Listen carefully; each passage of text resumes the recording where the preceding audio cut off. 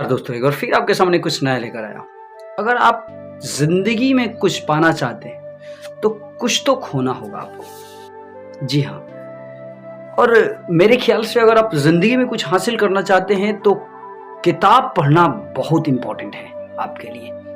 तो आज से ही इन सारी चीजों को, यानी कि जो अभी आप करते हैं किताब के बारे में नहीं सोचते, तो किताब के बारे में सोचना शुरू कर दीजिए और बाकी सारी चीजों को दरकिनार कर दीजिए और किताब पर फोकस करना शुरू कर दीजिए। आज किताब के बारे में मैं इसलिए बोल रहा हूं क्योंकि आज मुझे एक बहुत ही खूबसूरत नॉवेल्स मिला है। मेरा एक दोस्त ने मुझे लाकर दिया। बहुत ही खूबसूरत किताब है और आज के दौर में देखा जाए ये नंबर 1 बेस्ट सेलर है। जी हाँ, लेकिन बात यह है कि ये इंग्लिश में है। लेकिन फिर भी मैं यकीन मानता हूं कि अगर आप पढ़ने के लिए एक्साइटेड होंगे तो डेफिनेटली, अगर आपको इंग्लिश समझ में आती होगी तो आप आराम से पढ़ लेंगे। अगर नहीं भी समझ में आती है तो आप घबराइए मत, इसे हिंदी में भी लिखा गया है। इसका नाम है ट्विलाइट। देख सकते हैं इस किताब को आप। इस किताब का नाम है ट्विलाइट।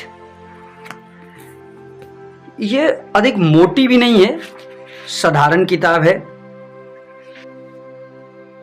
पेज की बात करें हम तो 435 पेज की ये किताब है। छोटी सी मोटी सी किताब, अधिक मोटी भी नहीं है, खूबसूरत किताब है ये।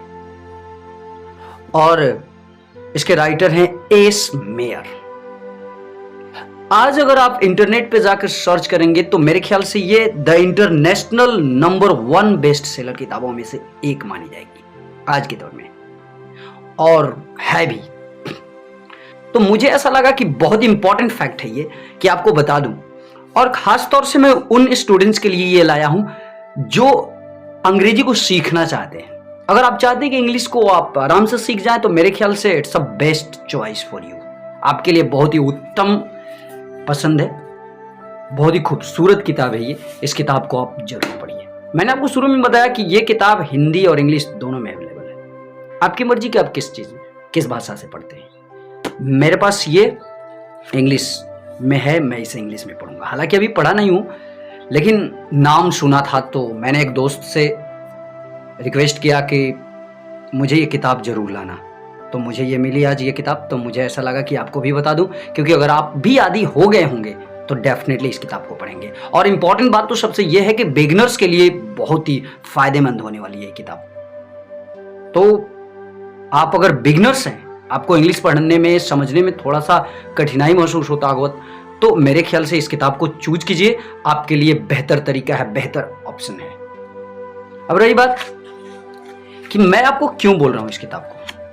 मैं इसलिए नहीं बोल रहा हूं कि मेरे पास अवेलेबल है, बल्कि इसलिए बोल रहा हूं कि अगर आप सर्च मारेंगे तो खुद जान भी जाएंगे कि आज के दौर में यह किताब बहुत ही प्रसिद्ध है।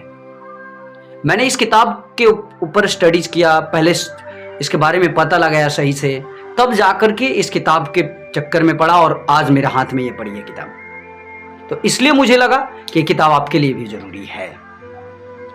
एक नोवेल्स। अब रही बात कि बहुत सारे लोग ये सोचते हैं कि नोवेल्स में तो वो चीजें नहीं सीख पाएंगे, मैं मानता हूं, लेकिन अगर बिगिनर्स हैं आप तो आपके लिए नोवेल्स ही बेहतर होगा। क्योंकि पहले अपना वर्ड्स पावर बढ़ा लीजिए। आपके पास कुछ वर्ड्स हो जाते हैं तो डेफिनेटली आप उन चीज को आराम से समझकर पढ़कर समझ जाएंगे, दिक्कत ही नहीं होगी आपको। तो इसलिए नोवेल्स ही हमें पढ़ना चाहिए शुरू में। और अगर आप और बिगिनर्स बहुत ही मतलब आपने अभी शुरू में पढ़ना आरंभ ही किया है, अभी तक आपने शुरू किया है, अभी शुरू किया है पढ़ना, तो मेरे ख्याल से आपके लिए बेहतर तरीका होगा पिक्चोरियल बुक पढ़िए। अब आपको हंसी आ रही होगी कि मैं पिक्चोरियल बुक के बारे में आपको बोल रहा हूं। आप एक इंटरमीडिएट या ग्रेजुएशन लेवल के स्टूडेंट्स होके आपको मैं बोलूंगा कि आप पिक्चोरियल लेवल के बुक को पढ़िए। जी हाँ, ऐसा मैं इसलिए भी बोल रहा हूं क्योंकि देखिए, अगर आप समझना चाहते हैं जड़ से तो आपके पास शब्द होना लाजमी है। आपके पास शब्द होना ही चाहिए, होना है, तय है। अगर आपके पास शब्द नहीं है तो आप हर चीज को नहीं समझ पाएंगे इजिली।